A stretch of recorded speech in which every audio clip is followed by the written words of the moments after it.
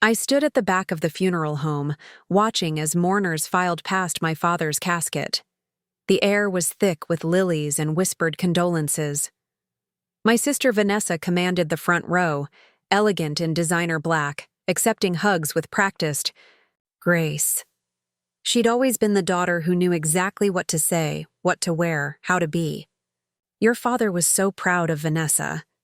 Mrs. Abernathy, Dad's neighbor of 20 years, squeezed my arm as she passed.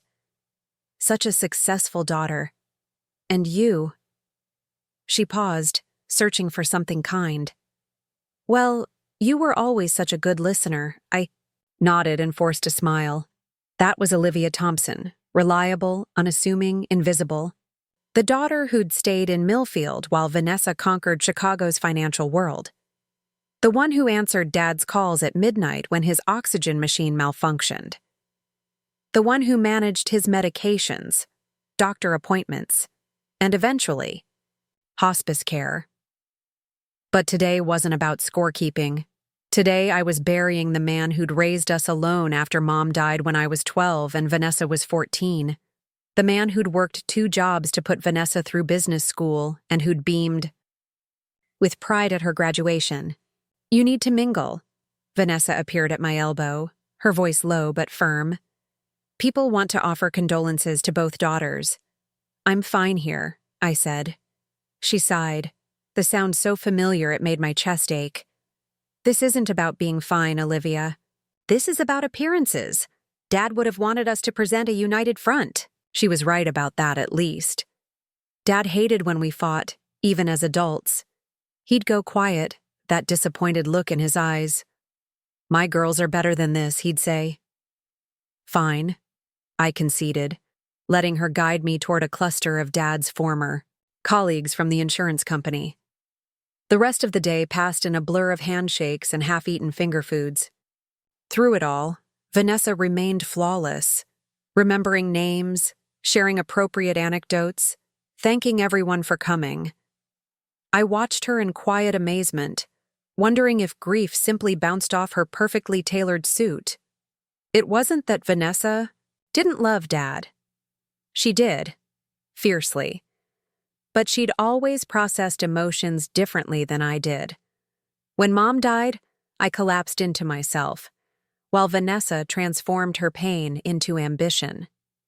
Mom would have wanted us to be exceptional, she told me, once. And in her world, exceptional meant successful, recognized, impressive. By evening, the funeral home had emptied, and we found ourselves alone in Dad's house, the modest 3-bedroom ranch he'd refused to leave even when Vanessa offered to buy him a condo closer to her in Chicago. I've arranged for Mr. Holloway to come tomorrow at 10, Vanessa said, pulling a bottle of Dad's good scotch from the cabinet. The will reading shouldn't take long. Did Dad tell you what's in it? I asked, accepting the glass she handed me. Not specifically, but we've discussed his affairs over the years. She settled onto the couch, kicking off her heels with a sigh. He wanted things to be simple, no surprises. I nodded, thinking of the last time I'd asked Dad about his will. Don't you worry about that, he'd said, patting my hand. Everything's arranged just as it should be.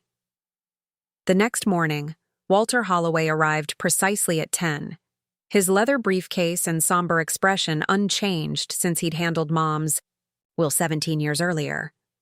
We sat in Dad's living room, the coffee I'd made growing cold as Mr. Holloway cleared his throat and adjusted his glasses. Before I begin, he said, I want to express my personal condolences. Robert Thompson was not just a client but a friend of 40 years. Vanessa nodded graciously. Thank you, Walter. Dad always spoke highly of you. Well then, let's proceed. He opened his briefcase and removed a sealed envelope. This is the last will and testament of Robert James Thompson, revised and finalized 6 months ago. I felt a small jolt. 6 months ago was when Dad's condition had worsened, when the doctors had finally used the word terminal. I, Robert James Thompson, being of sound mind, Mr. Holloway began reading the formal language of the will, the legalese washing over me until he reached the meat of it. To my daughter, Vanessa Elizabeth Thompson. I leave my house at 742 Maple Street, Millfield, Illinois, including all furnishings and personal effects contained therein. Vanessa's expression didn't change, but I saw her shoulders relax slightly. Additionally, I leave to Vanessa my investment portfolio currently valued at approximately $320,000, my 2019 Lincoln Continental, and the sum of $150,000 from my life insurance policy. I felt something cold settle in my stomach. I wasn't expecting much. Dad's estate was modest. But the absolute silence regarding my name sent a wave of hurt through me. To my daughter, Olivia Marie Thompson, Mr. Holloway continued, and I sat up straighter. I leave my collection of first edition mystery novels, which she has always admired, and my grandfather's pocket watch. That was it. Books and a watch. I stared at my hands, suddenly fascinated by a hangnail on my thumb. The watch was beautiful, yes, and the books were valuable to collectors, but their worth was a fraction of what Vanessa had received.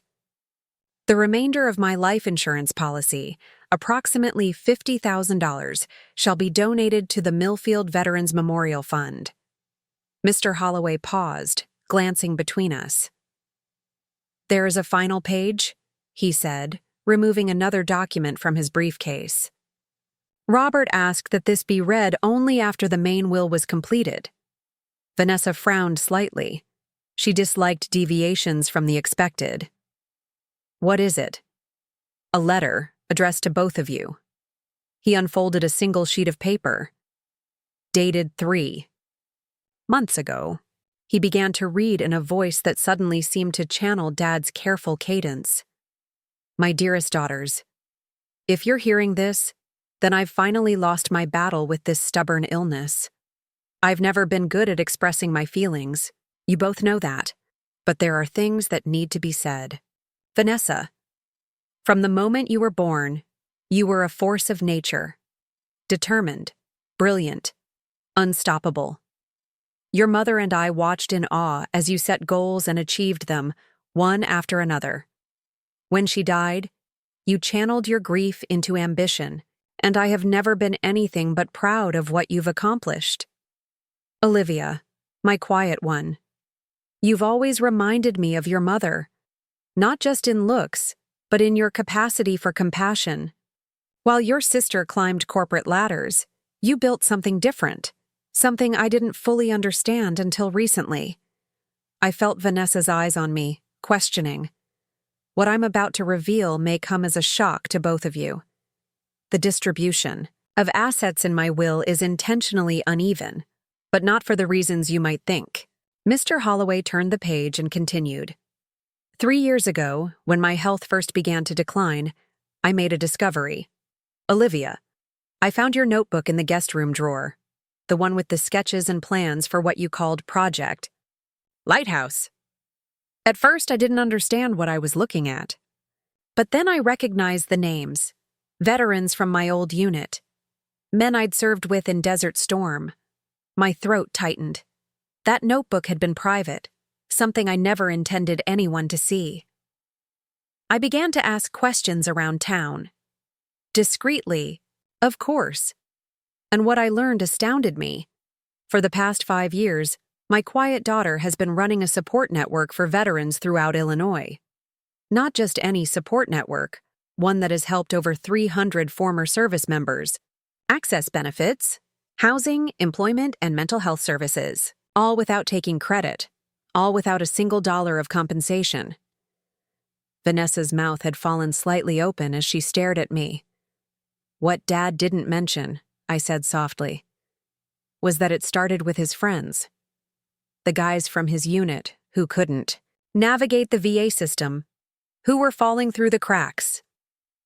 Mr. Holloway nodded for me to continue. It wasn't planned, I explained, my voice stronger now. Jim Kerrigan.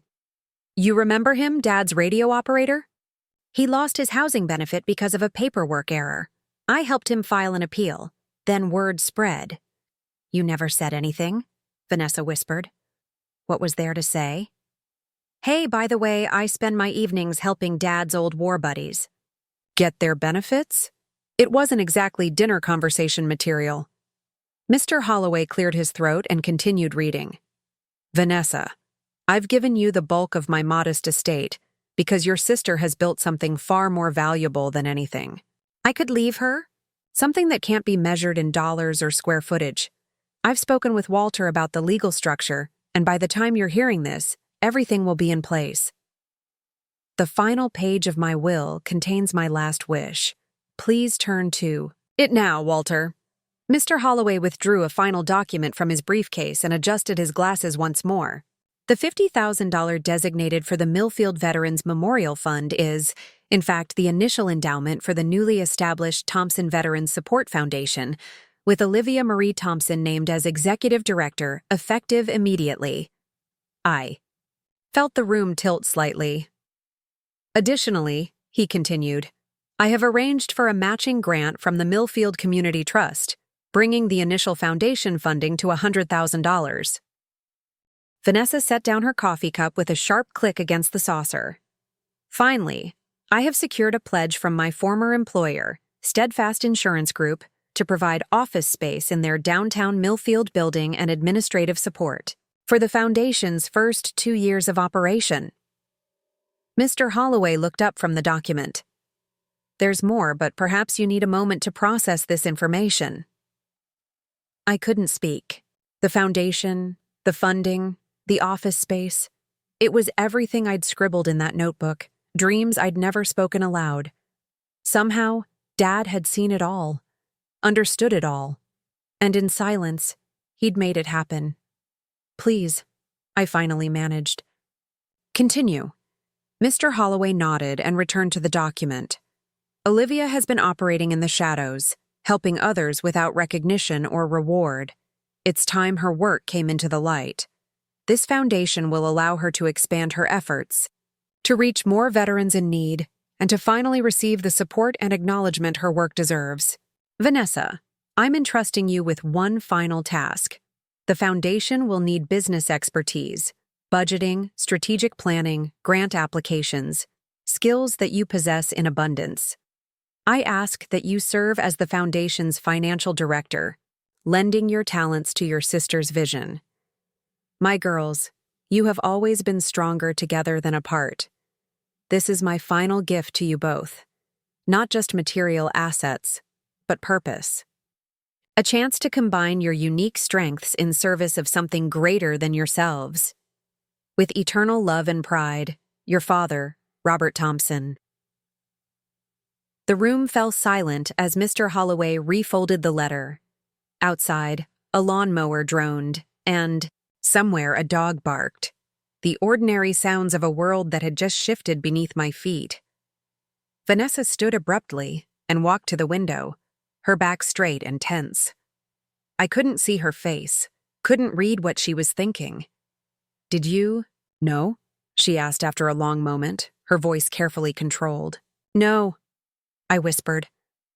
I had no idea. She turned then, and I was startled to see tears on her face.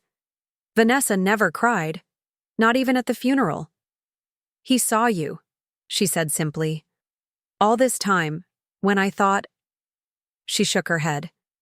I thought he was like everyone else, measuring success in promotions and profit margins. He was proud of you, I said. He always told me so.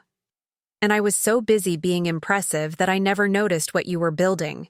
She crossed the room and sat beside me on the couch. 300 veterans live? Really? I nodded, feeling strangely shy. 327, as of last month. Mr. Holloway cleared his throat. If I may, there is still some paperwork to complete. The Foundation's articles of incorporation, the trust documents. Of course, Vanessa said, instantly businesslike again. She reached for her purse and extracted a sleek leather portfolio. I'll need to see the financial projections, the grant structure, any preliminary budgets. I nearly laughed. This was my sister, tears barely dry and already thinking in spreadsheets. As Mr. Holloway laid out documents across Dad's coffee table, I felt something loosen in my chest. The weight of invisibility, of being the lesser daughter began to lift. Dad had seen me after all, had valued what I'd built in the quiet hours, the work done without fanfare or recognition, and now, somehow, he'd managed to bring Vanessa and me together in a way we hadn't been since we were children, united in purpose, complementary in our strengths. I glanced at the mantel, where Dad's service photo stood in its silver frame. He was so young there, barely older than I was now, his smile confident beneath his uniform cap. I could almost hear him say, "See, my girls are better together." The days following the will reading passed in a whirlwind.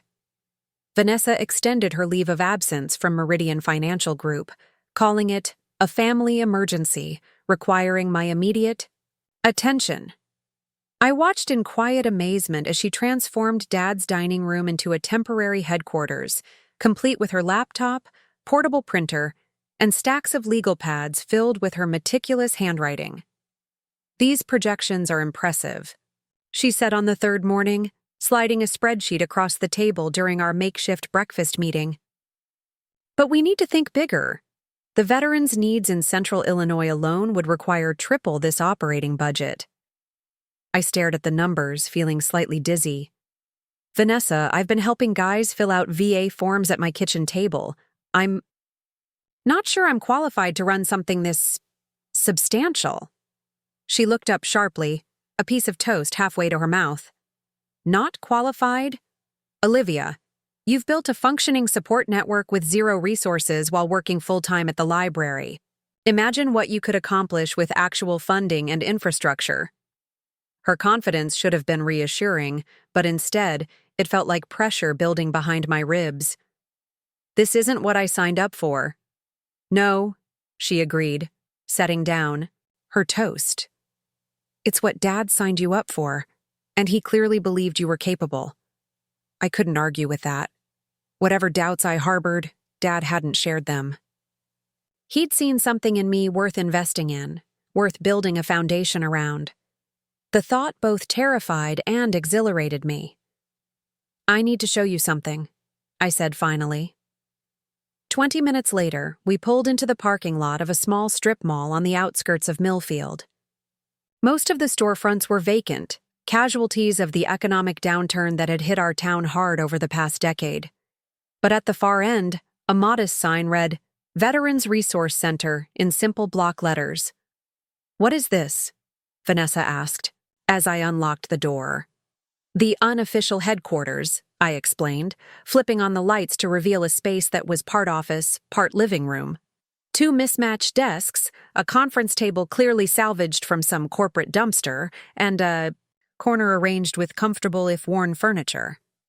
"We're only open 3 evenings a week and Saturday mornings.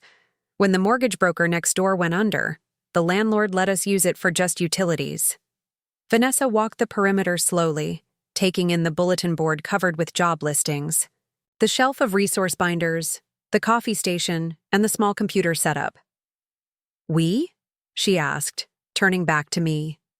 "My volunteers." I gestured to a framed photo on the wall showing a group of about 15 people of various ages. Most are veterans, themselves or family members.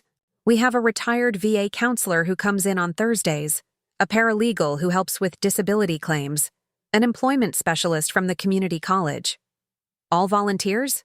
She sounded incredulous. I nodded. "Everyone has day jobs. We do what we can with the time we have." Vanessa approached the photo, studying the faces. "Which ones are Dad's friends from his unit?" "Jim Kerrigan, there in the back with the mustache, and Carlos Vasquez, second from the left." I pointed to each face. "Carlos is actually our informal co-director. He handles the crisis calls, the guys who need immediate intervention." "Crisis calls?" I hesitated, debating how much to share. Veterans experiencing severe PTSD episodes, suicidal ideation, housing emergencies, the kind of situations that can't wait for business hours or appointment slots? Something in Vanessa's expression shifted. "How many of those do you get?" "Too many," I said simply. She walked to one of the desks and ran her finger along a stack. of manila folders. These are all active cases, just the ones from April. We keep the current month accessible. She opened a filing cabinet nearby, revealing hundreds more folders, meticulously organized by month and year. Olivia, she said slowly, this is a full-scale operation. I shrugged, suddenly self-conscious. It's just people helping people. No, she shook her head. It's infrastructure, processes, systems. You've built something sustainable here. She turned in a slow circle, taking in the humble space with new eyes. This isn't charity work. This is a legitimate social services organization, operating on a shoestring budget. I'd never thought of it in those terms. I'd just seen problems and tried to solve them, one veteran at a time. Dad knew, she said softly. That's why he set up the foundation the way he did. He saw that you weren't just helping a few old war buddies. I think he figured it out last year, I admitted. He started asking very specific questions about how we tracked cases, how we measured outcomes. I thought he was just making conversation. Vanessa laughed, a sound that contained equal parts admiration and disbelief. He was conducting due diligence. Before I could respond, the front door opened and Carlos Vasquez entered, stopping short when he saw Vanessa. Sorry, Liv. Didn't realize you had company. He was a compact man with salt and pepper hair and the ramrod posture that suggested military service never quite leaves the body. It's fine, Carlos. This is my sister, Vanessa. Recognition flickered in his eyes. Bob's other daughter, from Chicago. That's me? Vanessa extended her hand with the polished ease she brought to all introductions. Carlos was my dad's communications specialist, I explained. They served together for 6 years. Your father was a good man, Carlos said simply. Saved my life more than once, both in country and after we got home. Vanessa's professional smile faltered slightly. After? Carlos glanced at me, a silent question in his eyes. It's okay, I assured him. She should know. He nodded once. 15 years ago, I was living out of my car, drinking myself to death after my 3rd divorce. PTSD had wrecked my civilian life, but I was too proud to ask for help. He cleared his throat. Your dad found me in a parking lot outside a bar, recognized me despite the state I was in, and refused to leave until I agreed to go with him. Go where? Vanessa asked. To get clean, to file for the benefits I was entitled to start living again.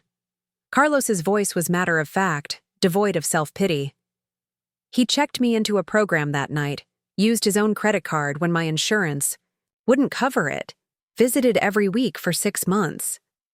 I watched my sister absorb this information, her expression gradually softening. I had no idea, she said quietly. Bob Thompson didn't broadcast his good deeds, Carlos replied.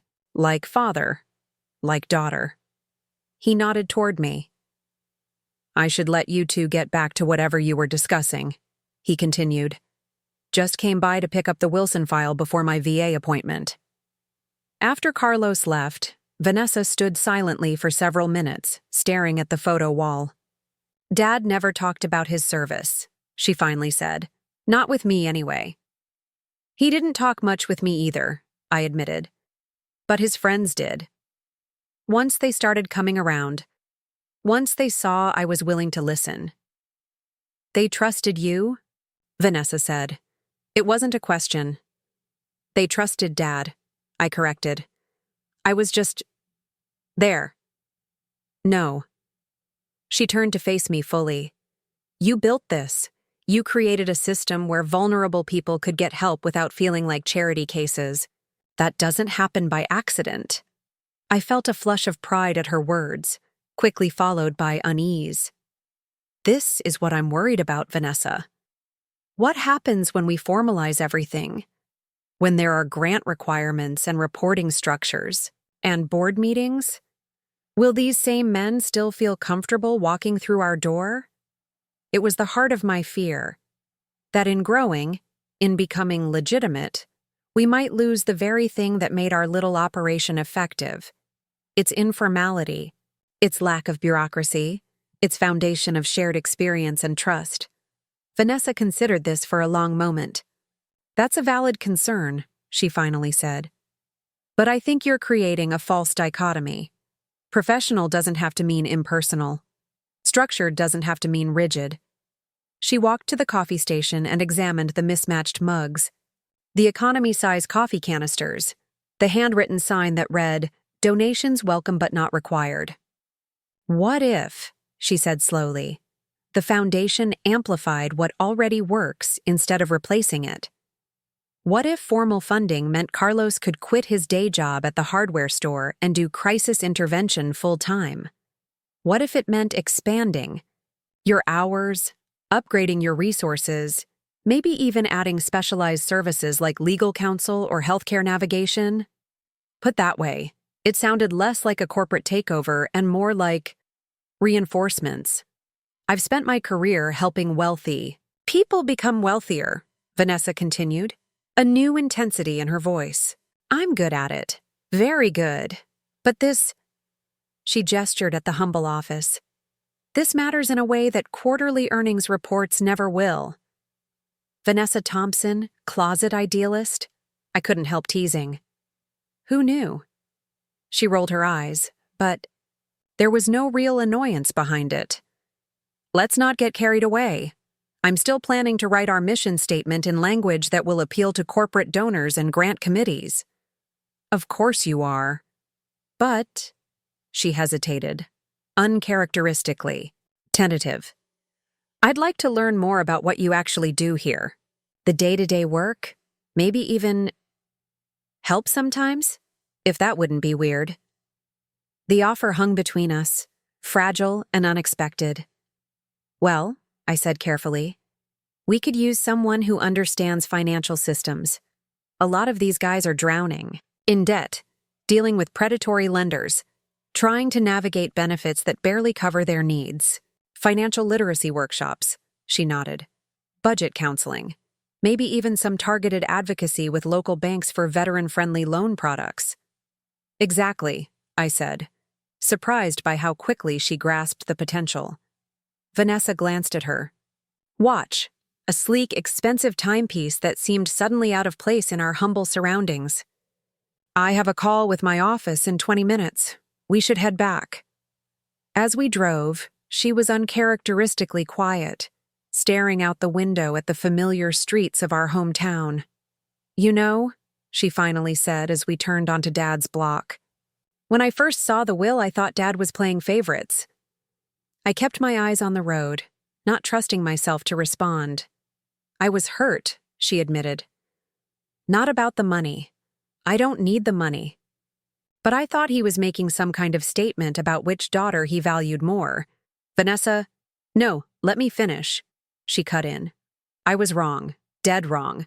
He wasn't choosing between us. He was seeing what each of us needed." I pulled into Dad's driveway and turned off the engine, but neither of us moved to get out.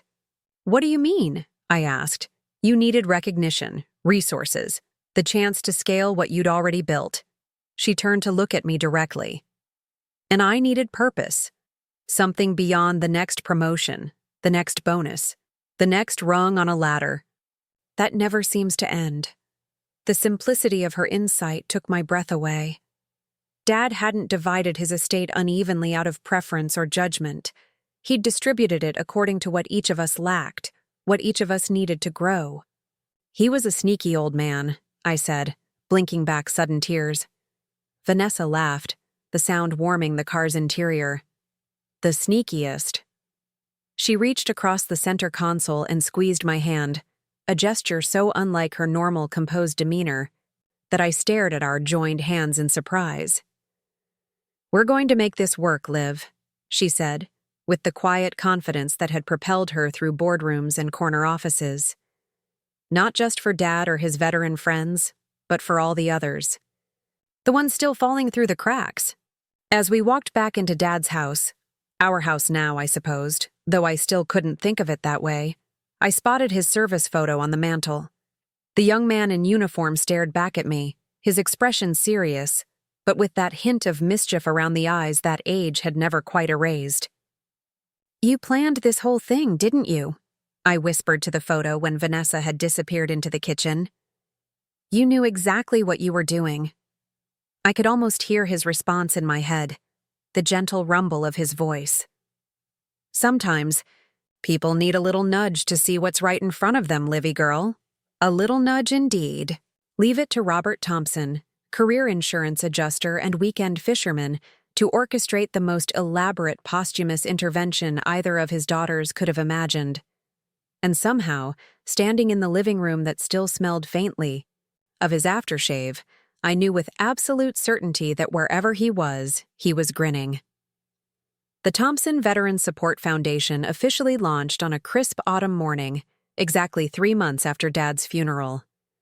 The ceremony was small, just a ribbon cutting at our new office space in the Steadfast Insurance building downtown, followed by coffee and store-bought cookies in the conference room.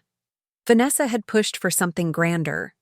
"We should invite the mayor, the local press, maybe even the state representative," she'd argued while reviewing the event plans at Dad's kitchen table. "First impressions matter, Liv. This is our chance to announce ourselves to the community." "This community already knows us," I countered. "The veterans we serve don't need speeches and photo ops. They need to know we're still the same people, still accessible." She'd acquiesced, though I caught her wincing slightly when Carlos showed up in jeans and a flannel shirt instead of the business casual attire she'd subtly suggested. "This is quite a step up," Jim Kerrigan commented, running his hand along the smooth surface of the conference table. "A far cry from your kitchen, Olivia." "Just the furnishings," I assured him. "The heart of the operation stays the same." "Speaking of operations," Vanessa interjected smoothly, "we should talk about how the expanded services will work. Jim, I understand you've been handling transportation for appointments?"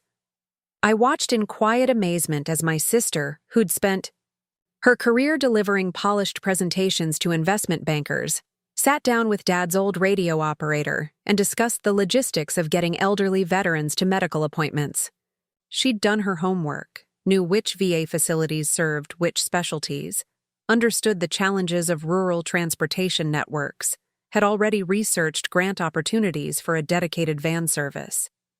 "She's really diving in," Carlos murmured, appearing at my elbow with a paper cup of coffee. "I know," I said. "It's a little surreal." "Your dad would get a kick out of it," he chuckled. "His corporate hotshot daughter talking shuttle schedules with old Jim." "Dad orchestrated all of this," I replied. "I'm starting to think he was playing chess while the rest of us were playing checkers." Carlos took a sip of his coffee. "You know, when Bob first told me about his plan for the foundation, I thought he was using it to try to fix things between you two." "Fix things?" "The distance," he clarified. He worried about it, how you and your sister had drifted so far apart. "Different worlds," he'd say. I considered this, watching Vanessa across the room as she pulled out her tablet to show Jim something. Maybe he was doing both, supporting the veterans' work and bringing us back together. "Efficient," Carlos nodded approvingly. That was Bob. The first few weeks of official operation were chaotic in the way that all new beginnings are. Vanessa had created detailed workflows and organizational charts, but the reality of veterans' needs rarely followed neat procedural guidelines. Crisis. Calls came in during board meetings. Paperwork that should have taken days to process got held up for weeks.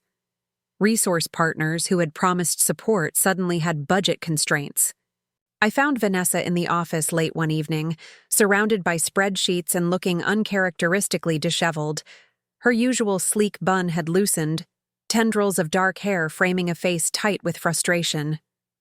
"The numbers aren't working," she said without looking up. "We've had twice the intake cases we projected, and the VA backlog is worse than our worst-case scenario models." I set a cup of tea beside her laptop. "Welcome to the real world of veteran services." "There has to be a more efficient approach," she insisted. "We can't just keep throwing hours at individual cases when the system itself is broken." "That's been my point all along," I said quietly. The system is broken. That's why we've been working outside it as much as possible. She looked up at me. Then, a new understanding in her eyes. You never expected to fix the whole thing. I expected to help the people I could reach, I corrected.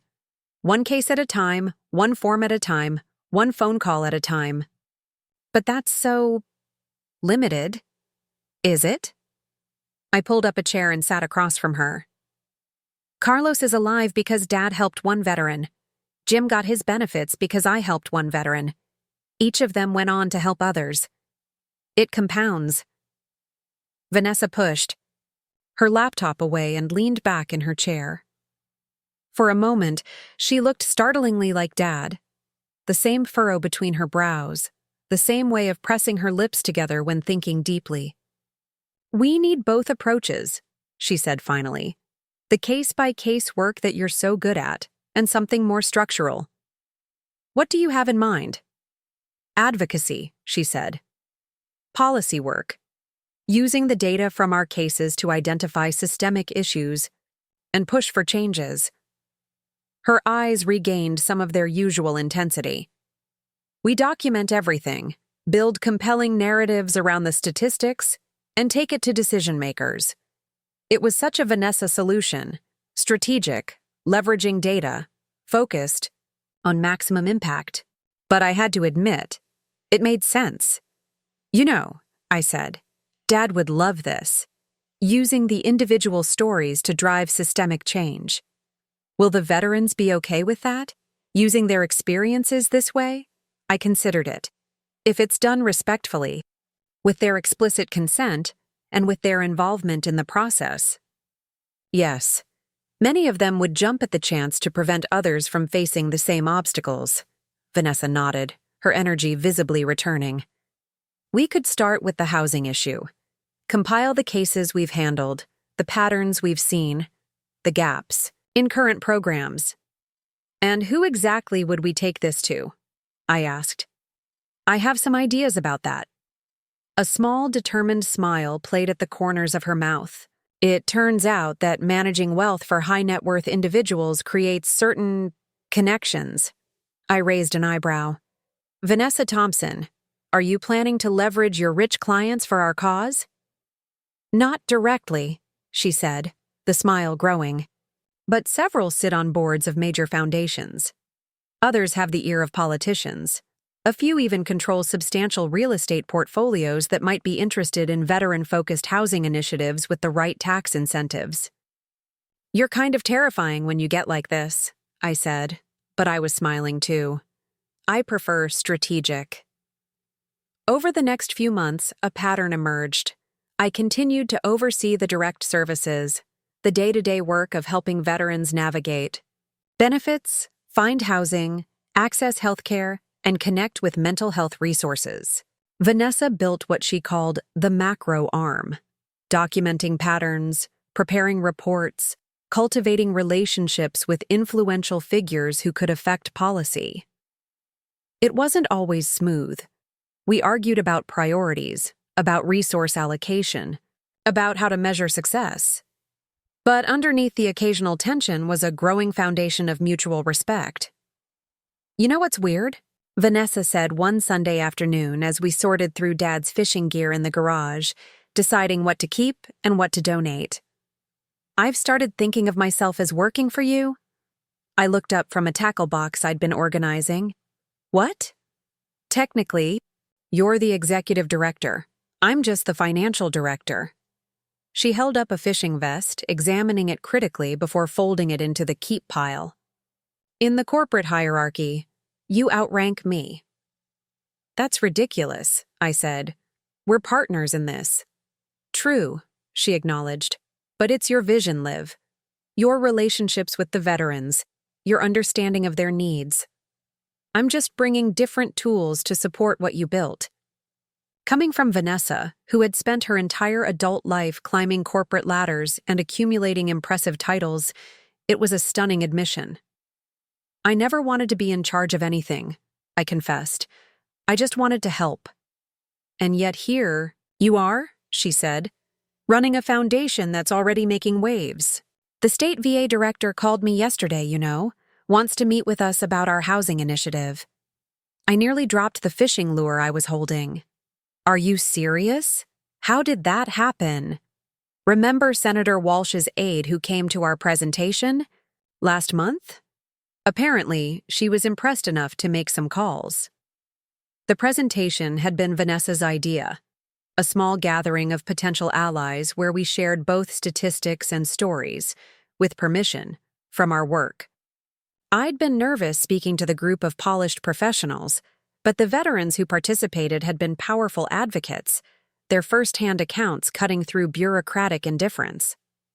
This is exactly what we needed, Vanessa continued, her eyes bright with excitement. A foot in the door with decision-makers. Let's not get ahead of ourselves, I cautioned. One meeting doesn't change the system. No, but it's a start, she insisted. And it's more than either of us could have accomplished alone. She was right, and we both knew it. My grassroots approach had helped hundreds of individual veterans, but hadn't affected the structural issues that created their problems in the first place. Her high-level strategy would have lacked credibility and real-world understanding without the foundation of direct service. Together, we were more effective than either of us could have been separately, just as Dad had foreseen. That night, after tea, Vanessa had gone back to her hotel. She still hadn't fully relocated to Millfield, splitting her time between here and her Chicago apartment. I found myself sitting in Dad's old recliner, a photo album open on my lap. It contained pictures from his military service, young men in desert fatigues, arms slung around each other's shoulders, squinting into the sun. Dad was in the center of most shots, his expression more carefree than I'd ever seen in person. Carlos was there too, and Jim, and others whose names I'd learned over years of hearing Dad's rare stories. They looked so young, barely more than boys playing at being soldiers. I ran my finger over Dad's face in one particularly clear photo. He couldn't have been more than 23, younger than I'd been when I started helping veterans fill out forms at my kitchen table. Did you know even then? I asked the silent image. Did you already understand how important it would be to have people who cared about what happened to you after the uniforms came off? The phone rang, startling me from my thoughts. It was Carlos. Sorry to call so late, he said, his voice tight with controlled urgency. We've got a situation with Mike Donovan. He's barricaded himself in his apartment, says he's not coming out. Neighbors called the police, but I convinced them to let me try first. Mike was a Gulf War veteran like Dad, struggling with severe PTSD and periodic substance abuse. We'd helped him secure housing last year after he'd been living in his car for months. I'll be right there, I said, already reaching for my shoes. Have you called the crisis response team? They're backed up, won't be available for hours. The frustration in Carlos's voice was palpable. This is exactly the kind of case that falls through the cracks in the system. Not anymore, I said firmly. Not in our town. I'm on my way. And Carlos, call Vanessa too. Your sister? Why? Because she's part of this now, I said simply. And we're stronger together. 40 minutes later, Vanessa and I stood with Carlos outside Mike's apartment building. She looked completely out of place in her silk blouse and tailored pants. She'd been at a business dinner when Carlos called, but her expression was focused and determined. What's the approach here? She asked without preamble. I talked to him first, Carlos explained. I've got the shared military experience. If I can get him to open the door, Olivia comes in. He trusts her from the housing assistance work. We need to de-escalate, get him to agree to go with us to the VA emergency services. Vanessa nodded, absorbing the information. And me? Carlos and I exchanged a glance. Observation for now, I said. This is a learning experience. She accepted this without argument, a humility that the old Vanessa might have found impossible. What followed was a tense hour of careful negotiation through a locked door. Carlos speaking in the shorthand of shared military experience, me gently reminding Mike of the progress he'd made, the support system waiting to help him through this crisis. Finally, the lock clicked, and the door opened to reveal a disheveled man with haunted eyes. "I thought they were coming for me," he said hoarsely. "I could hear them outside." "No one's coming for you, Mike," Carlos assured him. "Just us, just friends." As we guided him to Carlos's car for the drive to the VA, I noticed Vanessa hanging back, watching intently, her face a complex mixture of emotions: shock, sorrow, and something that looked like dawning purpose.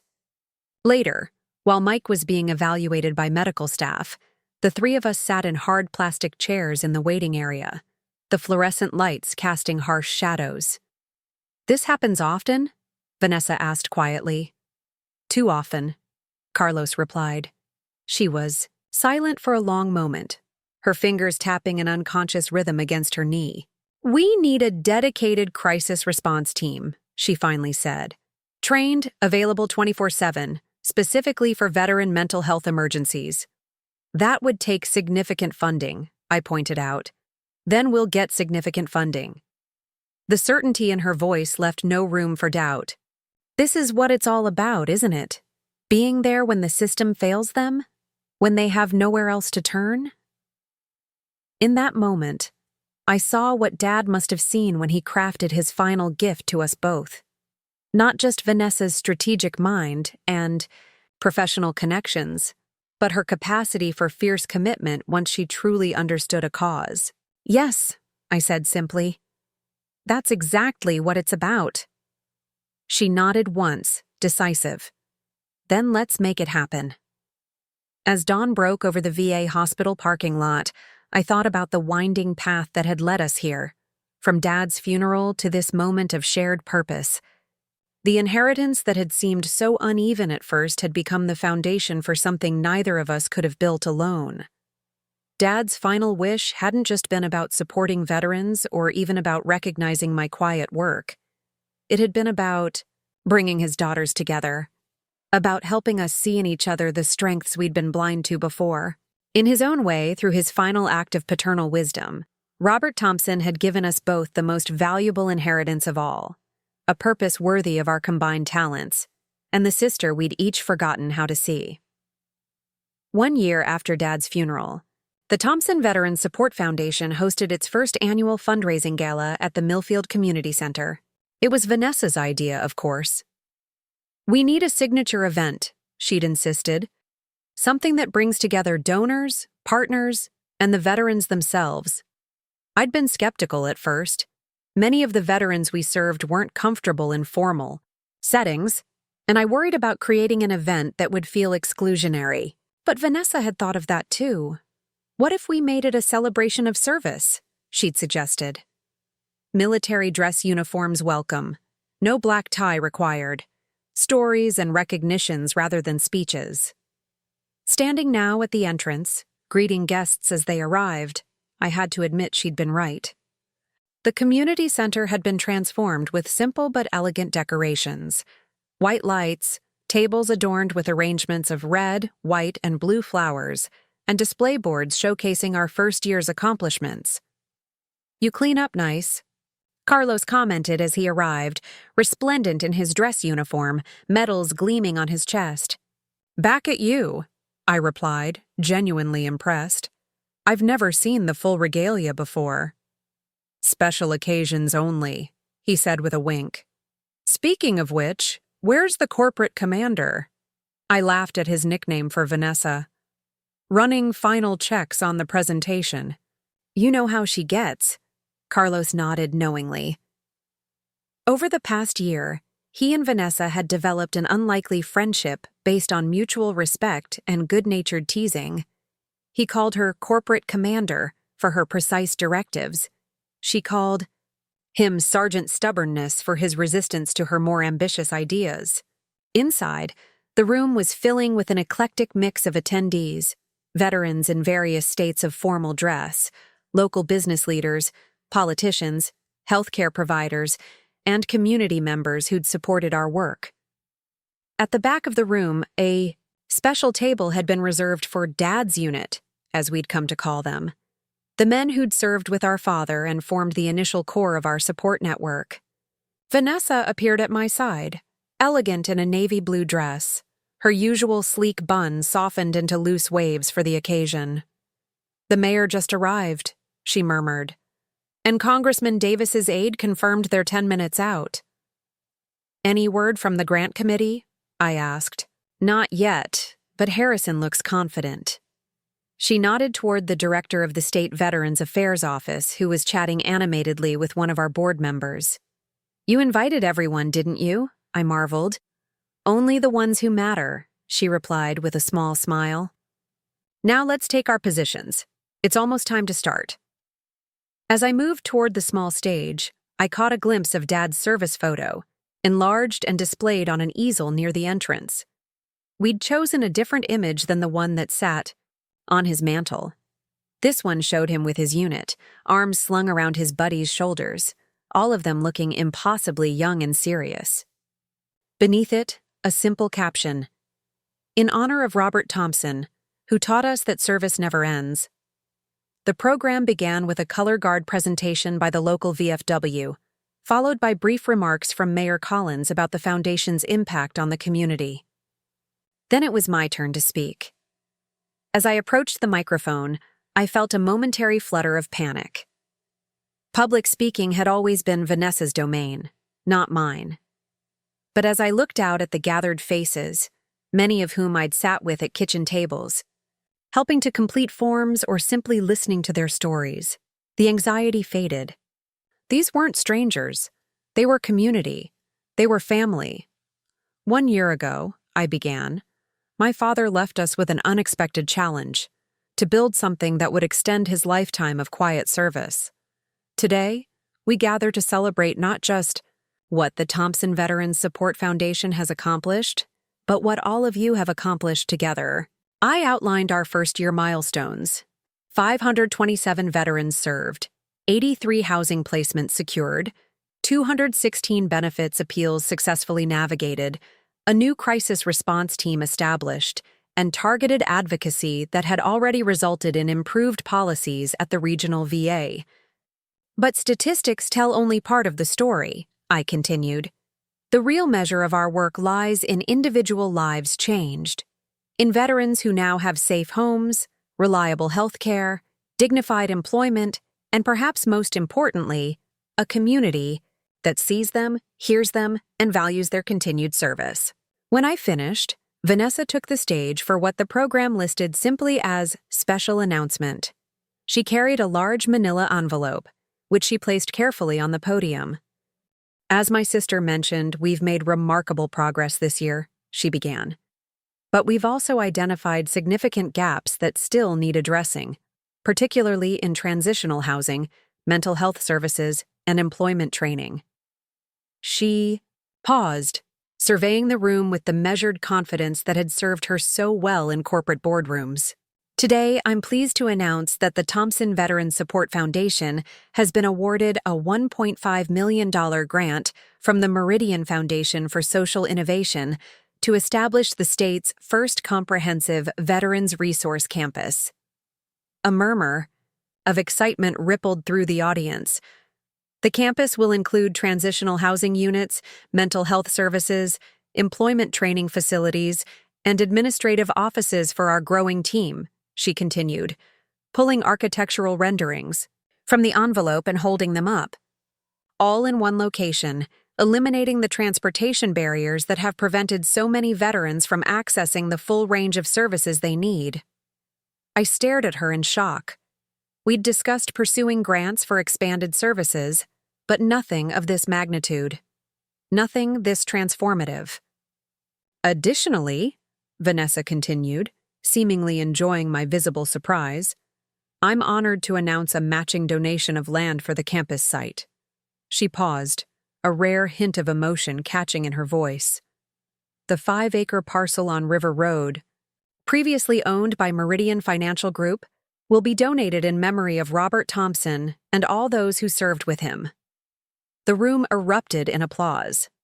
I found myself blinking back tears, overwhelmed by the scale of what my sister had accomplished. This wasn't just securing funding. This was leveraging her corporate connections, her strategic thinking, her entire professional skill set in service of our shared mission. When the presentation concluded and dinner was served, Vanessa made her way to my side. "You didn't tell me," I said quietly. "I wanted it to be a surprise," she replied. "For you and for them." She nodded toward Dad's unit, who were sharing a table with several younger veterans from more recent conflicts. "The past and present of military service finding common ground. It's incredible, Vanessa. Beyond anything I imagined when we started this." "It's just the beginning," she said, her expression serious now. "I've been thinking about regional expansion, maybe even a national model eventually. Your approach works. Live. It deserves to be replicated." As dinner progressed into dessert and then dancing, I found moments to circulate among our guests. Mayor Collins cornered me by the coffee station to discuss the economic impact the new campus would bring to Millfield. The VA director wanted to talk about collaborative opportunities. A young veteran who'd recently moved into stable housing, thanks to our program, simply wanted to say thank you. Later, I stepped outside for a moment of quiet, the spring night cool but not uncomfortable. The stars were bright over Millfield, the same stars Dad used to point out during our childhood backyard camping adventures. "There you are." Vanessa's voice came from behind me. "I've been looking everywhere." "Just needed some air," I explained as she joined me on the community center's small patio. "Overwhelming, isn't it?" she said, understanding in her tone. "Going from your kitchen table to all of this." I nodded, unable to find adequate words for the journey we'd traveled in just 1 year. "He would be proud," she said softly. "Of both of us." "I think he knew exactly what would happen," I replied. "He always played the long game." Vanessa laughed, the sound warm in the night air. "Remember how he'd let us think we were winning at chess, right up until the moment he'd reveal his strategy? And then act surprised that we hadn't seen it coming?" We shared a smile, the memory of Dad's playful strategic mind a comfort rather than a loss. "You know," Vanessa said after a moment, "I'm not going back to Chicago. Not full-time, anyway." I turned to look at her in surprise. "Your job?" "I've negotiated a partial remote arrangement," she explained. "I'll consult with key clients, maintain board positions, but step back from day-to-day operations." She shrugged, a gesture that aimed for casual but didn't quite achieve it. "Turns out there are more important things than corner offices and performance bonuses." "Are you sure? That career has been your life for so long." "It was never my whole life," she corrected gently. "Just the part I thought mattered most." Behind us, the doors opened, spilling light and laughter onto the patio as Carlos emerged. "There you two are," he said. "They're about to do the toast. Can't do that without the Thompson sisters." As we followed him inside, Vanessa linked her arm through mine, a gesture that would have felt foreign a year ago but now seemed as natural as breathing. "Ready to keep building this thing?" she asked quietly. I thought of Dad's final gift to us both, not the material inheritance that had seemed so uneven at first glance, but the chance to discover the power of our complementary strengths, the opportunity to build something meaningful together. "Absolutely," I replied. "We're just getting started." 2 years to the day after Dad's passing, Vanessa and I stood on the grounds of what would soon be the Thompson Veterans Resource Campus. Construction crews had been working for months, transforming the once vacant acreage into something remarkable. The main building was nearly complete, a modern yet welcoming structure that would house our offices, counseling spaces, and community areas. Behind it, a cluster of transitional housing units was taking shape, simple but dignified homes where veterans could rebuild their lives with support just steps away. "Remember when you were running this operation from your kitchen table?" Vanessa asked, shielding her eyes against the late afternoon sun. "Sometimes I miss those days." I admitted. Everything was simpler. Smaller, she corrected gently. Not simpler. You were doing the same complex work, just with fewer resources and less impact. She was right, as she often was about such things. In the 2 years since Dad's will had brought us together, the foundation had grown beyond anything I could have imagined. We now had a staff of 12, most of them veterans themselves or family members of veterans. Our crisis response team operated 24/7, a model that neighboring counties were now looking to replicate. The data from our first year had been instrumental in securing policy changes at the state level, with ripple effects that extended far beyond Millfield. The dedication ceremony is going to be perfect, Vanessa continued, consulting the tablet. She carried everywhere these days. The governor confirmed yesterday. 3 major news outlets, representatives from the National VA. I nodded, trying to share her enthusiasm for the publicity. I'd grown more comfortable with public speaking and media attention over the past 2 years, but it still didn't come naturally to me the way it did to her. What about Dad's unit? I asked. All confirmed? Vanessa's expression softened. Every one of them. Jim's bringing his grandson to film it for the documentary project.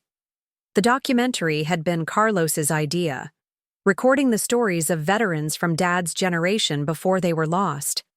What had started as simple interview sessions had evolved into a powerful oral history project, with younger veterans behind the cameras and editing equipment, learning technical skills while preserving living history. Let's walk down to the memorial garden, I suggested.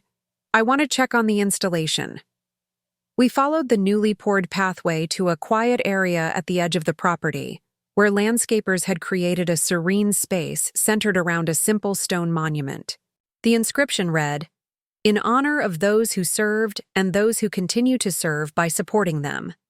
Dedicated to the memory of Robert Thompson, 1954-2023. Surrounding the monument were benches and flowering plants, many specifically requested by members of Dad's unit, desert marigolds that reminded them of their deployment landscapes, resilient native grasses that thrived in difficult conditions, like the men themselves. It's perfect, Vanessa said quietly. Dad would have hated all the fuss, but he would have loved this garden. Especially knowing his buddies helped design it, I agreed. We stood in companionable silence, the late afternoon light casting long shadows across the grounds. In the distance, workers called to each other as they finished up for the day, the sounds of construction a promise of what was still to come. Sometimes I still can't believe we're doing this, I admitted. That this grew from a few folders on my kitchen table. I can, Vanessa replied. I saw the foundation you built long before the actual foundation was poured. She gestured toward the main building. The relationships, the trust, the understanding of what these veterans actually needed rather than what some bureaucracy thought they should have. And none of this would have happened without you, I pointed out. Your business acumen, your connections, your ability to make people with resources care about our mission. She shrugged, a gesture that had become more natural, less corporate, over the past 2 years. We make a good team. Dad knew that before we did. The mention of Dad brought a familiar ache, softer now than it had been 2 years ago, but still present. Do you think he had any idea how far this would go when he set up the foundation? I think he hoped, Vanessa said thoughtfully, but I don't think even he could have predicted all of this. She swept her arm to encompass the campus taking shape around us. He gave us the spark. We built the fire. As we walked back toward the parking area, Carlos's truck pulled up, dust billowing behind it on the still unfinished drive. He jumped out, moving with the energy of a man half his age, waving a manila envelope. Just got word from the VA regional office, he called as he approached. The new streamlined process for PTSD claims has been approved. They're using our documentation protocol as the template. This was the culmination of months of advocacy work. Vanessa presenting data from our cases, Me testifying about the real-world impact of bureaucratic delays, Carlos and other veterans sharing their personal experiences with the claims process. That's incredible, I said, genuinely stunned. How many veterans will this affect? Thousands, Carlos replied, his weathered face alight with satisfaction. Not just here, but across the entire region. Processing times cut by at least 60%, according to their projections. Vanessa was already scanning the official communication he handed her. This is exactly the kind of systemic change we've been pushing for, she said, the strategic part of her mind visibly calculating the ripple effects. If it works as projected, we can take this model to other regions, maybe even nationally. I watched them discussing the implications, these two people who had become the core of my professional life. My sister, once so distant that we communicated primarily through holiday cards, and my father's old war buddy, once a stranger who'd shown up at my door with paperwork problems. Now they were family in every sense that mattered.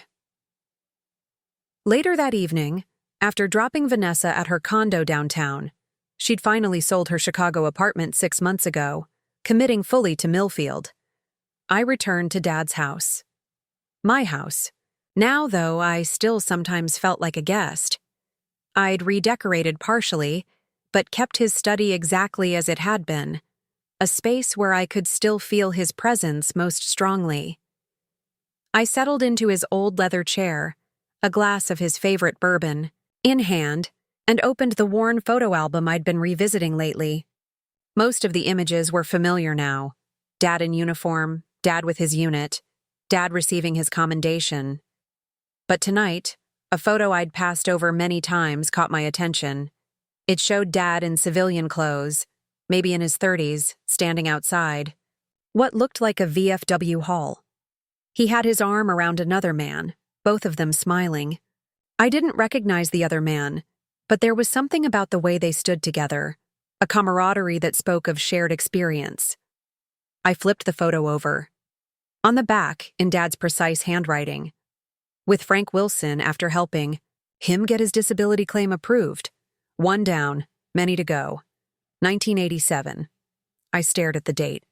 1987. I would have been only 5 years old, long before Dad's unit started coming around our house, before I'd ever thought about veterans' benefits or support networks. Yet here was evidence that Dad had been doing this work decades ago. Quietly, without recognition, one veteran at a time, just like I had started doing, all those years later. Had he seen himself in me? Had he recognized a shared instinct to help without needing credit? I pulled out my phone and texted Vanessa. Found something interesting. Call when you can. She called almost immediately. Everything okay? Everything's fine, I assured her. I just found a photo of Dad from 1987. He was helping a veteran with disability claims back then, long before I ever started doing the same thing. Huh, Vanessa said thoughtfully. So your work wasn't just coincidence? I don't think so, I said, still staring at the image. I think it was in my blood. Maybe I was continuing something he started, not beginning something new. The Thompson legacy, Vanessa mused. Helping veterans without fanfare. Until now, I pointed out. We've brought it all into the spotlight. For a purpose, she countered. The publicity serves the mission. That's the difference. She was right again. We weren't seeking recognition for its own sake, but using visibility strategically to expand our impact, to influence policy, to secure resources that helped more veterans. Send me the photo, Vanessa said suddenly. I want to include it in the dedication ceremony presentation. Show the real roots of the foundation, decades before it had a name or a building. After we hung up, I sat with the photo a while longer, tracing Dad's face with my finger. The expression he wore was so familiar, quiet satisfaction, the look of a man who'd done something that mattered without needing anyone to notice. I get it now, Dad, I whispered to the empty room. I understand what you were building all along. Out? Day of the campus dedication arrived with perfect early summer weather. Clear skies, gentle breeze, temperatures mild enough for the outdoor ceremony we'd planned. Media trucks lined the newly paved entrance road, and a crowd had gathered on the lawn where chairs had been arranged in neat rows. I stood to the side of the podium, watching as people found their seats. Dad's unit occupied the front row, many, in their dress uniforms despite the discomfort some experienced wearing them now. Behind them sat rows of veterans we'd served over the years, their families, community supporters, and dignitaries who'd come to witness what many were calling a model program for rural veteran services. Vanessa approached, immaculate in a tailored blue suit, tablet in hand as always. "Everything's on schedule," she reported. "Governor will speak first, then the VA director, then us." "Us?" I questioned. We'd planned for me to do the primary remarks, with Vanessa handling the technical presentation. Afterward, "I made a slight adjustment to the program," she admitted. "We're going to speak together. Share the moment, the way we've shared everything else." Before I could respond, Carlos appeared at my elbow. "They're ready for you two. It's time." As we took our places at the podium, I looked out at the gathered crowd, at the veterans whose lives we'd touched, at the community that had embraced our mission, at the campus that stood as physical proof of what was possible when purpose aligned with action. Vanessa stepped forward first, her professional poise in full effect. 2 years ago, my sister and I stood in a lawyer's office and heard the final wishes of our father, Robert Thompson. What seemed at first like an uneven inheritance turned out to be the most valuable gift either of us could have received, the chance to discover what we could accomplish together. She turned to me, offering the microphone with a smile that contained all the understanding we'd built between us. I took a deep breath and continued where she'd left off. "My father once told me that the measure of a life well lived isn't in what you accumulate, but in what you give away. Today, we dedicate this campus not just to his memory, but to his example, and to all those who serve others without seeking recognition." As applause rose from the gathered crowd, I felt a certainty that Dad was somehow present, witnessing what his final, wise act had made possible. Not just a foundation or a campus, but a bridge between his daughters, 2 women with different strengths who had finally learned to see the value in each other. Some inheritances can't be measured in dollars or property. Some are measured in purpose, in connection, in lives changed. And those, I now understood, were the legacies that truly mattered. 5 years after Dad's passing, the Thompson Veterans Resource Campus had become a landmark not just in Millfield, but across the state. What began as a single building and a cluster of transitional housing units had expanded to include a medical clinic, a vocational training center, and an innovative therapy garden where veterans found healing through nurturing plants and sharing stories. I was reviewing grant applications in my office, no longer Dad's living room or even our first modest downtown space, but a sunlit room overlooking the campus grounds, when Vanessa appeared in the doorway, a familiar gleam in her eye. "We got it," she announced without preamble. I set down my pen. "The federal contract?" She nodded, barely containing her excitement. "Full funding to replicate our model in 5 additional locations across the Midwest, plus consulting fees to train their staff in our methodologies." "That's incredible," I said, the magnitude slowly sinking in. 5 new campuses meant thousands more veterans served, thousands more lives potentially transformed. "The announcement goes public next week," Vanessa continued, settling into the chair across from my desk. "They're sending an undersecretary for the press conference." I smiled at her barely contained excitement. My sister, once focused exclusively on corporate advancement, now thrived on these victories for our cause. She'd fully transitioned from the financial world 2 years ago, turning down a CFO position at a prestigious firm to commit completely to the foundation. "There's more," she added, a hint of mischief in her voice. "They want us to write a book, the Thompson Method, they're calling it. A blueprint for community-based veteran support services." Us? Write a book? I laughed. I can barely keep up with the quarterly reports. That's why we'd do it together. Your insights on veteran needs and support systems, my organizational framework, the perfect combination. It was remarkable how naturally we'd fallen into this partnership, each contributing distinct strengths. The friction of our early days had given way to a seamless collaboration that even we sometimes found surprising.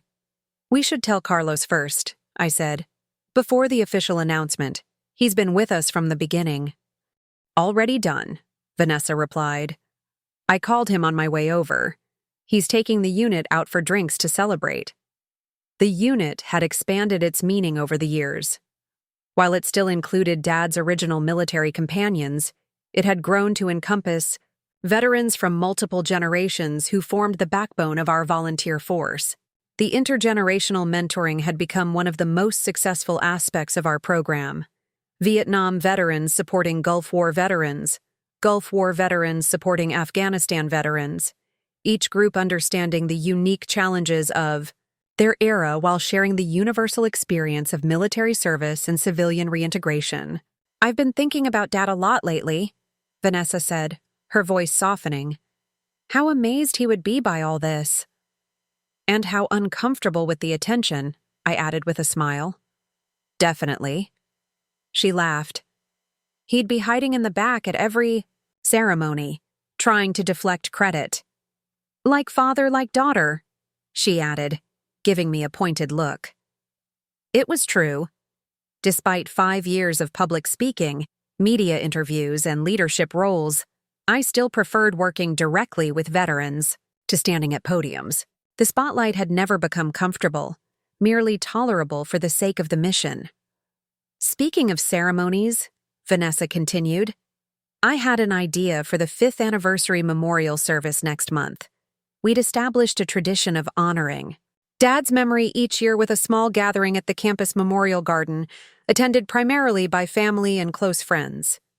It was a quiet counterpoint to the public events that filled our calendar. What did you have in mind? I asked. I found something in Dad's old footlocker, she explained. A journal from his deployment. I think there are things in it that help explain why this work became so important to him. My interest piqued. He never talked much about his experience over there. No, he didn't, Vanessa agreed. Not with either of us, but he wrote about it. She reached into her bag and withdrew a weathered green notebook. I haven't read all of it yet. Some parts are difficult, but I think it's time we understood the full story. She placed the journal on my desk. The cover was worn, the binding frayed at the edges. It looked like it had traveled through dust storms and desert heat, carried in cargo pockets and beneath body armor. Are you sure we should be reading this? I asked hesitantly. It feels invasive somehow. I thought about that, Vanessa admitted. But then I remembered something Carlos told me once. He said that for many veterans, being truly seen, having their experiences acknowledged without judgment, is as important as any material support. And Dad never felt fully seen, I murmured, understanding where she was going. Not by us, she agreed softly. We knew the father, but not the soldier. Maybe it's time we change that. I nodded slowly and opened the journal to the first page. Dad's handwriting, precise and familiar, filled the lined paper. The date at the top marked a time before either of us was born, when he was barely older than many of the young veterans we now served. First day in country, I read aloud. Sand everywhere. They tell us we'll get used to it, but I don't see how. Met the unit today. Green talks too much. Vasquez too little. Wilson seems solid. Thompson, keep your head down and do your job. That's what Dad would say. I looked up at Vanessa, a lump forming in my throat. His father, our grandfather, she nodded. The one who never talked about Korea. The pattern repeats. Until now, I said, gently touching the page. Until we broke it. Outside my office window, veterans moved across the campus grounds, some in groups, talking animatedly, others alone, finding quiet spaces for reflection. Young and old, men and women, representing conflicts spanning decades, all connected by experiences most civilians could never fully comprehend. "Do you think that's what Dad really wanted?" I asked. "Not just for us to help veterans, but to understand them? To truly see them?" "I think," Vanessa said carefully, "he wanted us to see each other first, to recognize what we each had to offer. The foundation was his mechanism, not his end goal." As always, her insight cut to the heart of the matter. Dad's final gift hadn't been about buildings or programs or even helping veterans, though all those things had flowed from it. It had been about two sisters learning to value each other's strengths, to build something neither could have created alone. "We should read it together," I decided, closing the journal. "The whole thing, before the anniversary service." Vanessa smiled. "I was hoping you'd say that." As she left my office, I returned to the grant applications on my desk with renewed purpose. Each form, each number, each proposed program represented not just potential help for veterans, but another thread in the tapestry Dad had started weaving long ago. A legacy of service, of seeing those often overlooked, of quiet impact that rippled outward in ways no one could fully measure. That evening, as I locked up my office and walked across the campus grounds toward the parking lot, I paused at the memorial garden. Dad's name on the stone caught the last rays of sunset, glowing golden against the darkening sky. "We're still figuring it out," I whispered to the quiet space. "But I think we're getting it right." Somewhere behind me, laughter erupted from the community center. Probably the unit celebrating the federal contract news. Ahead, the lights of the transitional housing units glowed warm against the twilight, each one representing a veteran finding their way home. Not a bad inheritance, all. Things considered, not bad at all. 10 years after Dad's passing, I found myself standing in the White House Rose Garden, uncomfortable in my formal attire as the President of the United States prepared to present the Thompson Veterans Support Foundation with the Presidential Medal of Freedom. Beside me, Vanessa appeared completely at ease in her tailored suit, her posture perfect as always, though I knew she was just as stunned as I was by how far our journey had taken us. "I still can't believe this is happening," I whispered as we waited for the ceremony to begin. "Believe it," she murmured back. 10 years of work, 15 regional campuses, and over 20,000 veterans served. We've earned this. Carlos stood on my other side, resplendent in his dress uniform adorned with medals both old and new. At 73, his back remained military straight, though his hair had gone completely white. Behind us sat representatives from each of our campuses, directors, counselors, and most importantly, veterans whose lives had been transformed through our programs. As the president approached the podium, I found myself thinking not about the award or the national recognition, but about Dad's journal, the worn green notebook we'd read together 5 years ago. How shocked he would have been to see his quiet efforts to help fellow veterans mushroom into something that was changing policy and practice nationwide. "The Thompson Veterans Support Foundation," the president began, "represents the best of American innovation in service. What began as a single daughter helping her father's friends navigate benefits has grown into a model program that has revolutionized how we support our veterans." I felt a familiar tightness in my chest as I listened to the president describe our work. The comprehensive approach that addressed housing, healthcare, employment, and mental wellness under one umbrella. The peer support model that paired veterans of different eras. The data-driven advocacy that had already changed numerous policies at federal and state levels. But perhaps most remarkable, the president continued, is the story behind the foundation itself. A father's final wish bringing together two sisters with complementary talents, transforming personal loss into national impact. The ceremony, continued with formal words and the presentation of the medal, which Vanessa and I accepted together, our hands overlapping on the case. Photos were taken, hands were shaken, and soon we found ourselves at the reception that followed, surrounded by dignitaries eager to discuss expansion plans and funding opportunities. "Ms. Thompson," a senator approached, then looked between us with confusion. Both Ms. Thompsons. I'd love to discuss bringing your housing model to my state." "Of course," Vanessa responded smoothly. "Though I should mention that the housing program was entirely my sister's design. I just helped with the financial structure." I shot her a surprised glance. Early in our partnership, Vanessa had sometimes taken center stage during such conversations, her corporate training making her the natural spokesperson. But over the years, something had shifted. She had become increasingly intentional about highlighting my contributions, especially in rooms where people might naturally gravitate toward her polished presence. "It was a team effort," I added, "like everything we do." Later, as our group prepared to leave, I found myself momentarily alone in a quiet corner of the East Room. The grandeur of the setting was overwhelming, gilt frames and historic furnishings, the weight of American history pressing in from all sides. How surreal that our family's story, beginning in Dad's modest ranch house, had somehow led here. Taking it all in, Vanessa appeared at my elbow, 2 glasses of champagne in hand. She offered one to me. "Trying to," I admitted. "It's a lot." "Too much?" She studied my face with the perceptiveness that had grown between us over the past decade. "No," I said after a moment.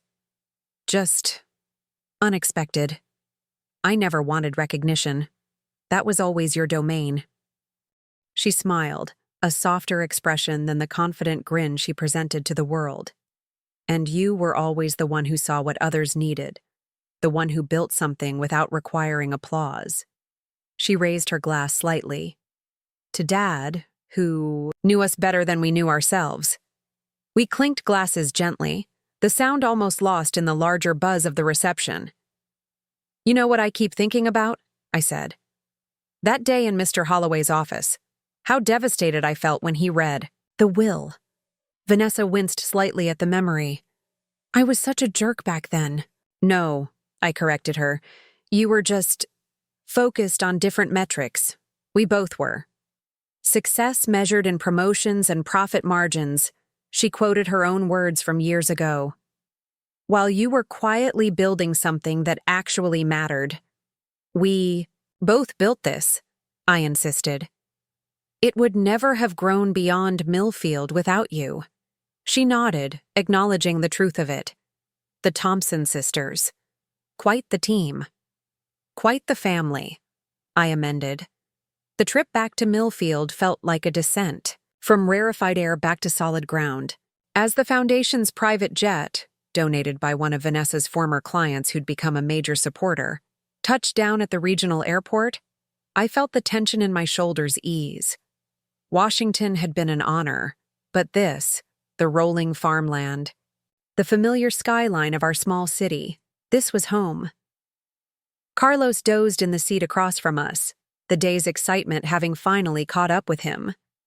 Several other key staff members chatted quietly in the back of the plane, reviewing the commitments and connections made during our DC visit. "We should stop by the Memorial Garden before heading home," Vanessa suggested as we prepared to disembark. "Tell Dad about our day." It had become our tradition after significant Foundation events, a quiet moment at the stone monument that bore our father's name, a private counterpoint to the public celebrations. Over the years, the garden had matured beautifully, the carefully selected plants creating a peaceful refuge for veterans and families alike. When we arrived at the campus, the evening light was just beginning to soften, casting long shadows across the grounds. Summer was in full bloom, filling the garden with color and fragrance. We made our way to the stone monument, now weathered enough to look as though it had always been there. "He would have hated all the fuss today," I said, settling onto one of the benches facing the monument. "Absolutely," Vanessa agreed with a soft laugh. The medal, the ceremony, the politicians, all of it. But he would have loved what it represents, I added. The validation of the work, the chance to expand it further. We sat in comfortable silence for a few minutes, the kind of quiet that can only exist between people who no longer need words to bridge every gap. I found something else, Vanessa said finally. Another piece of Dad's past. I turned to her, curious. What kind of something? A letter, she explained. It was tucked inside an old book in his study. I was reorganizing the shelves and it fell out. She reached into her bag and withdrew an envelope, yellowed with age. It's from 1993, from someone named Thomas Green. The name sounded vaguely familiar. Then I remembered. Dad's journal. Green was one of the men in his unit, the one who talked too much. I haven't opened it, Vanessa continued. It felt private somehow. But given everything that's happened, everything we've learned about Dad's service, we should read it, I decided. Together like the journal. She nodded and carefully opened the envelope, extracting a single sheet of paper covered in cramped handwriting. She cleared her throat and began to read. Bob, I don't know if this letter will find you, or if you even want to hear from me after all this time. It's been 5 years since I last saw you at the VA hospital in Chicago. 5 years since you pulled my sorry ass out of the gutter for the second time. The first time was in that God-forsaken desert, when you carried me through the sandstorm. After the IED. This time it was the bottle and the pills. Different kind of storm, same result. I wouldn't be here without you. I'm writing to tell you I'm 1 year sober today. Got a job at my brother-in-law's garage. Small steps, but in the right direction. The nightmares are still there, but I'm learning to live with them. The VA counselor says I should thank the people who helped me get here. You're at the top of that list, Thompson. You never gave up, even when I did. I don't know why you bothered. With a screw-up like me, but I'm grateful. I heard you've been helping other guys from the unit. Vasquez told me you helped him navigate the benefits maze. Said he wouldn't have made it without you. Seems like you're still carrying us, even all these years later. Anyway, I just wanted you to know that it mattered. You mattered. Still do. Semper Fi, Green. Vanessa's voice faltered slightly as she finished reading. She carefully folded the letter and returned it to its envelope. He never told us about any of this, she said quietly. About carrying Green through a sandstorm, about helping him with addiction years later. He never told anyone, I replied. He just did it. Helped when he could, without fanfare.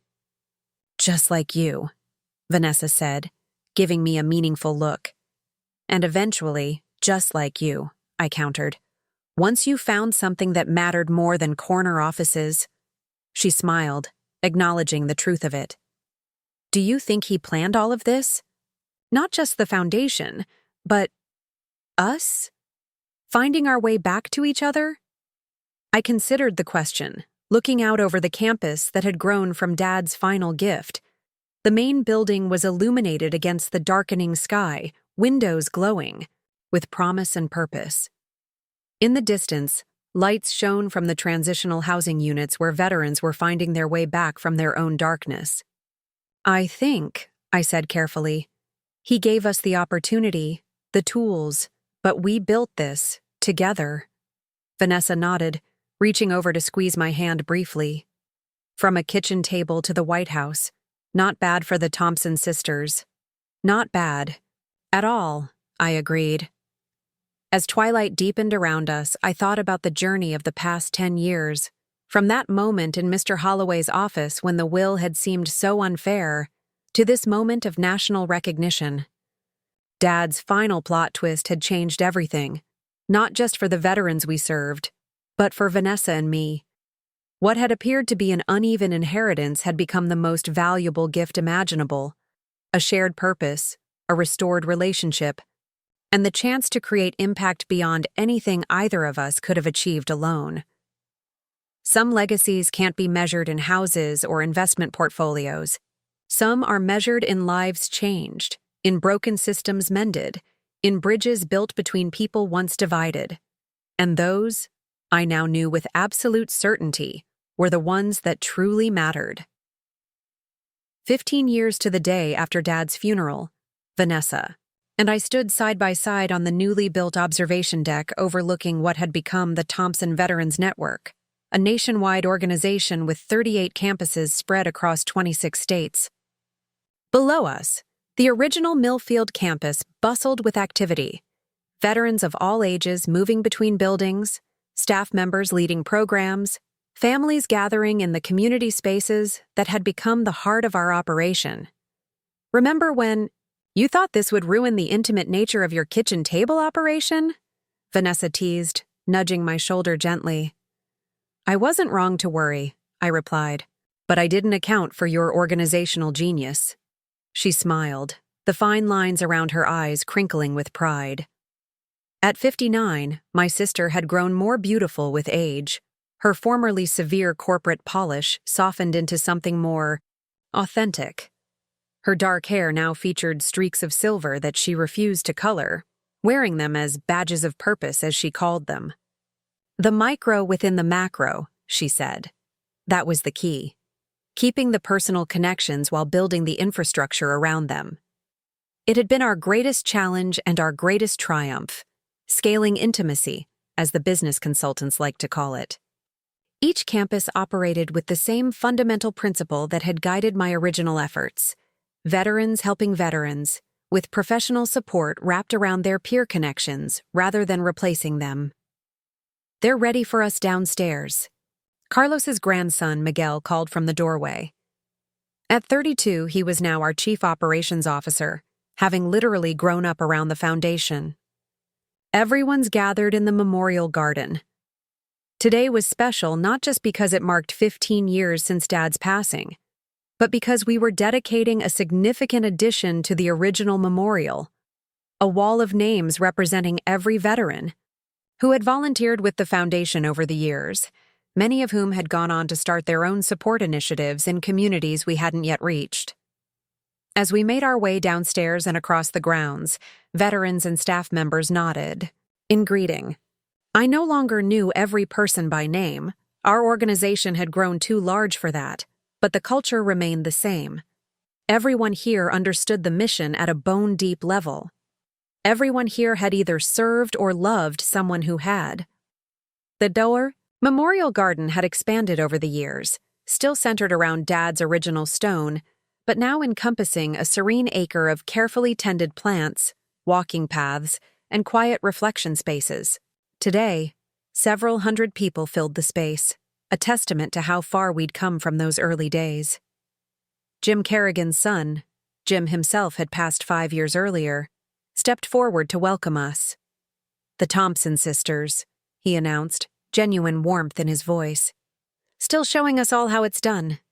A ripple of appreciative laughter moved through the crowd. Our partnership had become legendary in veteran support circles.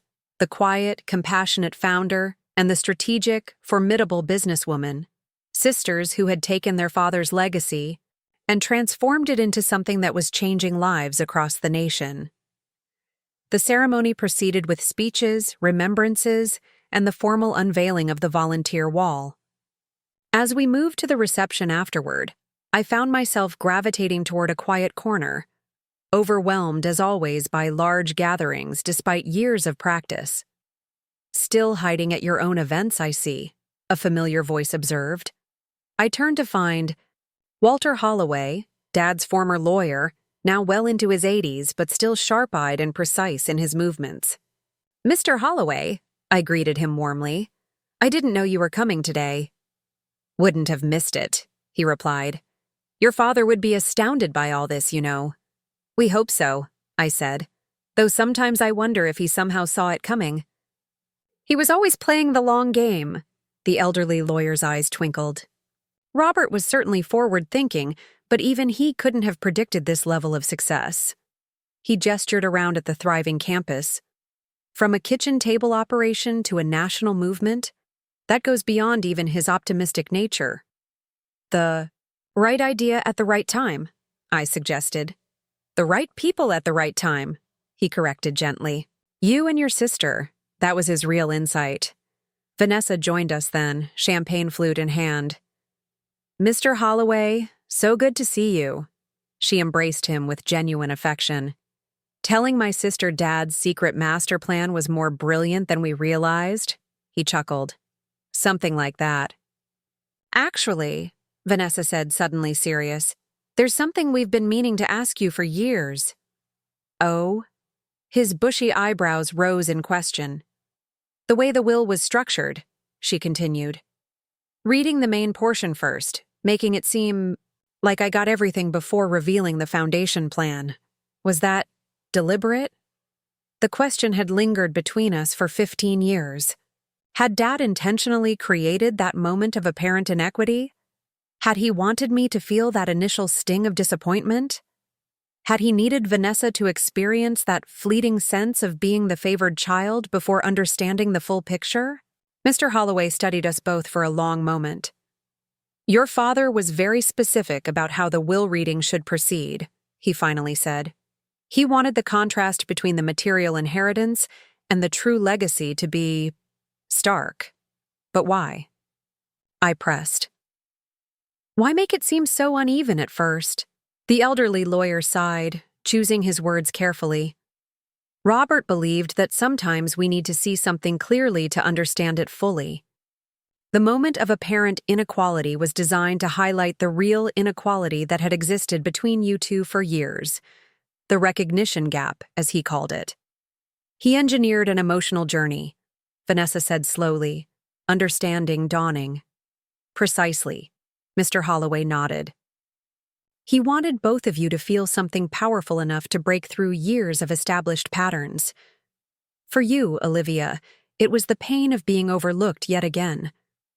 For you, Vanessa, it was the uncomfortable realization of your sister's hidden accomplishments. He gave us a story, I murmured. A narrative turning point. One that neither of you could easily dismiss or rationalize away, he agreed. Robert understood that people rarely change because of information alone. They change because of emotional experiences that force them to see differently. Vanessa and I exchanged glances, a world of understanding passing between us. Dad hadn't just left us resources and a mission. He'd crafted an experience that would force us to reconsider how we saw each other and ourselves. That crafty old man, Vanessa said, but her voice was full of admiration. The craftiest, Mr. Holloway agreed, with a small smile. And the most loving father I ever represented. As the afternoon progressed into evening, the crowd gradually thinned. Veterans and their families, staff members and community supporters drifted away, leaving just the core team, those who had been with us from the earliest days. Carlos, now, approaching 80 but still stubbornly refusing to fully retire, raised his glass in a final toast. To Bob Thompson, he said simply, who saved more lives than he ever knew. To Dad, Vanessa and I echoed together. Later, as twilight settled, over the campus, we found ourselves alone in the memorial garden, sitting on a bench facing Dad's monument.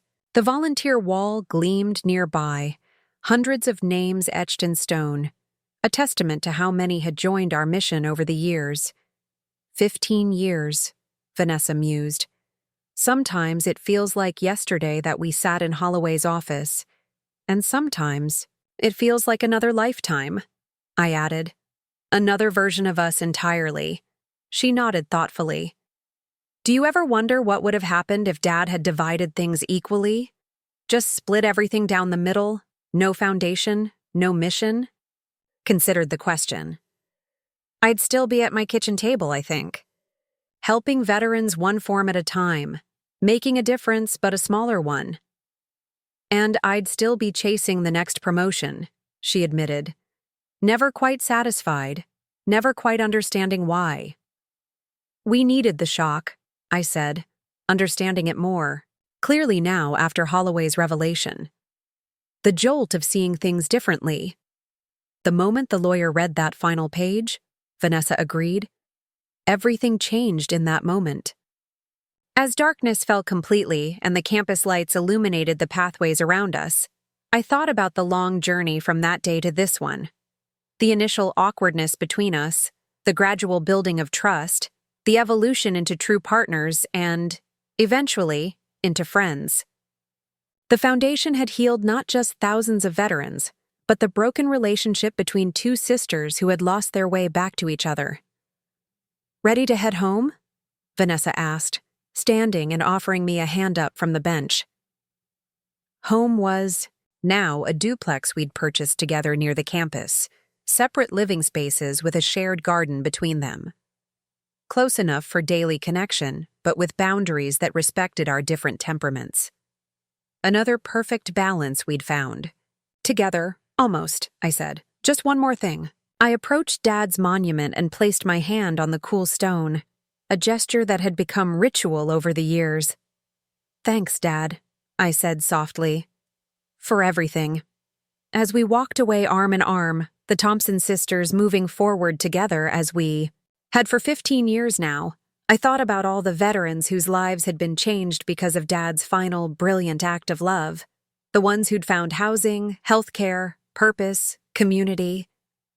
The ones who'd reconnected with their families, overcome addiction, navigated bureaucratic mazes, and found their way back from the darkest places. But most of all, I thought about us, Vanessa and me. Two women who might have remained strangers, despite our shared blood, who might have continued moving in parallel lines, never truly seeing each other, never combining our strengths to create something greater than either could have built alone. All because a wise father understood that sometimes the most valuable inheritance isn't what's written in the main body of the will. Sometimes it's what waits on that final, unexpected page, the one that changes everything. If you've enjoyed My Sister Got Everything in the Will, until the lawyer read the final page, please take a moment to subscribe to our channel. We bring you powerful stories of family, redemption, and unexpected legacies every week. Hit that subscribe button and notification bell so you never miss our latest stories that will touch your heart and inspire your soul. Your support means everything to us, and we promise to keep delivering the content you love. Thanks for watching, and we'll see you in our next video.